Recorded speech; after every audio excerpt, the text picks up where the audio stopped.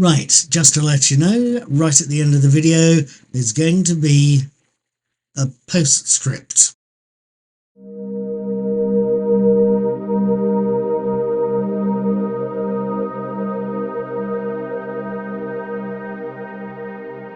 Right then, my name is Paul, I'm also called Knickknack. I'm the brains, so help me God, behind Knickknack's Old Peculiar, the world's most boring blog, behind Knickknack's Daily Teaser, the world's most incredibly teasing brain teaser quizzes, and I also do a lot of other stuff, both on my YouTube channel, Mr. Cuddy2977, and on Knickknack's Old Peculiar.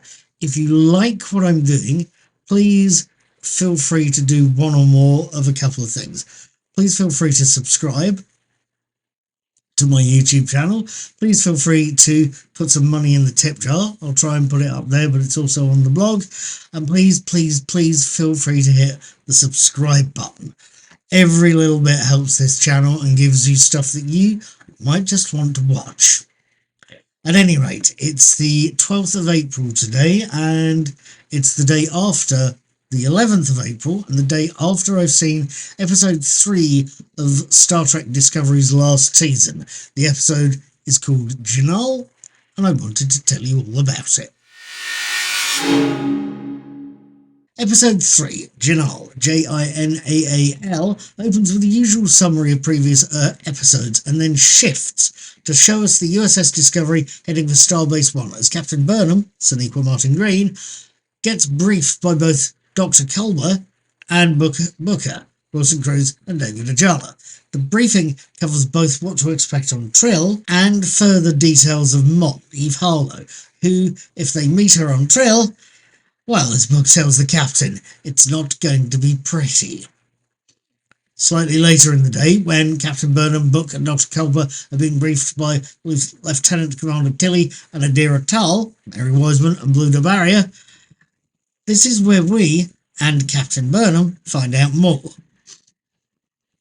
It seems that the poem they found on Lyrak in last week's episode has given them no further hints to where the next clue is, but the artifact they've found has shown them a set of Trill facial spots, something as unique to a Trill as fingerprints are to a human. And in this particular case, unique to a joined Trill called Jinaal Bix. The only problem there is that Jinaal Bix has been dead for some 800 years. Captain Burnham is going to have a problem. Now, what did I make of Jinaal? Let's cut out the extraneous bump here, shall we, and go straight to the first things that must come first. I have got to give Wilson Cruz a huge great thumbs up here. As part of the story, Captain Burnham has to get the next clue from Jinaal Bix, a long-since dead joined Trill. The Trill, in case you didn't know, are a humanoid species in Star Trek, some of whom, a very small group of whom, are host to a symbiont that lives for centuries and that can contain the memories and personalities and skills of earlier Trill hosts. It also gives the host a lot of health benefits as a result. That's why Michael Burnham, the captain, wants to speak to Kalzara Bix, the current host of the Bix symbiont. That's how Trill names work. If they're a joined Trill, their surname is the name of the symbiont. The first name is the name of the host. I digress. But the reason Michael wants to speak to Kalzara Bix, the current Bix host, is that she's the only one with any information from Jinaal Bix. However, Kalzara suggests that instead of her dealing with the captain, she suggests that she, Kalzara, goes along and performs the ancient Ziantara ritual, which will allow the long-dead host to possess Dr. Culber and show Captain Burnham where the next clue is. Now, I've got to admit I have not seen Wilson Cruz as much. He's struck me as capable, but not much else. I don't know that much about the bloke. That is possibly doing the man down, going on his performance in tonight's episode. I saw him playing both Dr. Culber and Jinaal Bix last night, and I cannot for the life of me imagine a more different pair of characters. It's a Star Trek version of the original Dirk Benedict version of Starbuck. It's a character as different from Dr. Culber is, as different from Dr. Culber as Deanna Troi is from Han Solo. They're that different. I mean, one thing that seemed obvious to me at any rate, and this is possibly me just assuming here, but just as an example, I know that, as does everybody who's been watching Discovery for this long, we all know that Dr. Culber is both A, gay, and B, married to another bloke. Him and Paul Stamets have been married for the course of the whole series.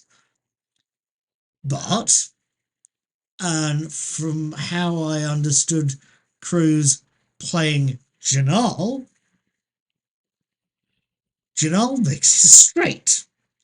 That to me seemed to be the obvious difference between the Doctor and his guest in his head, and a nice bit of work from Mr. Cruz. Very well played and beautifully done, and he just took on the task of doing two characters in the same episode and did it beautifully well.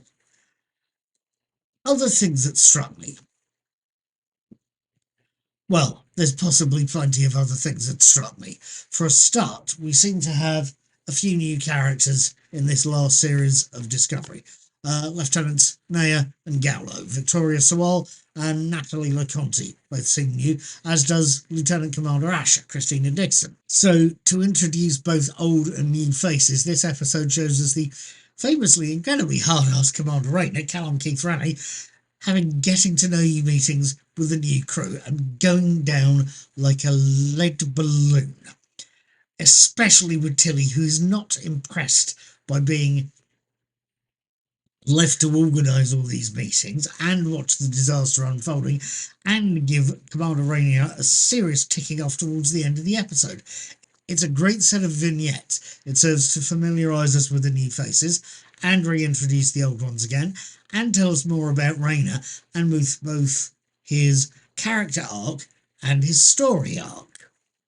And on top of this, it gives Jet Reno, Tignatero, possibly the funniest line in a whole episode. Go see the episode, you'll spot the one I mean. That's not the only thing to mention at this point. There is also, I should say, dragons. Well, I say dragons. Possibly they're not dragons per se. What Burnham and Book find is that when they get to the area where the artifact they're after is hidden, they find it's not guarded as such, but it is in the nesting area for some large, invisible, and above all, very aggressive things that are reminded me of the Face, a creature that haunted a church, an invisible creature that haunted a church in the classic Matt Smith Doctor Who story, Vincent and the Doctor. Go look it up, it is worth catching. But these creatures in this episode reminded me of that, mostly because they were aggressively territorial, but also because they were mostly invisible or transparent, or as Catherine Burnham put it, cloaked, quite literally. But they reminded me both of the Creface and of dragons, vaguely of dragons guarding treasure, which is what they do traditionally, and that it got me thinking that Catherine Burnham was a very unlikely St. George, but a very appropriate one given the story we're being told. I don't know if she's St. Georgette or quite what's going on there, but she's the St. George figure in this particular dragon-slaying tale. Right, given all that, I have got to admit I've come away from Jinaal feeling very impressed, or at least fairly impressed with what I'm seeing. Granted, I'm not totally enamoured of the romance threads, the romance between Saru and Tarina, or in tonight's episode between Gray and Adira, but I will at least grant that Saru and Tarina's romance has got a political edge to it that's adding some extra drama, and seeing Gray and Adira's relationship come to a sad end was touching, even if it's not for me an important high point of the episode. Even given those debatable downsides, Jinaal is still a wonderful episode to watch. I am impressed enough to want to keep watching and come back next week. that is when I will see you again, because of course I'll be watching the next episode, Face the Strange, on Thursday the 18th of April, and I will be posting my written and video reviews of it on Friday the 19th. I will of course be seeing you then, and I will say live long and prosper. I will also say, or give you the wise and slightly ironic words of a certain Mr. Patrick McGowan when he famously said, "Be seeing you. Take care."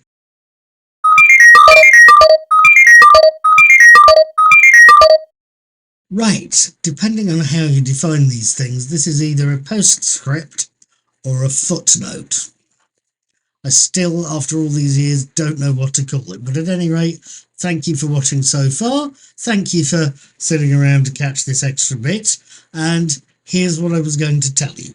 The Zyantara ritual we see in tonight's episode was last seen in an episode called Facets, which saw Jadzia Dax, Terry Farrell, dealing with her previous host. They separate them off telepathically and put them in the bodies of her co-workers and friends on Deep Space Nine.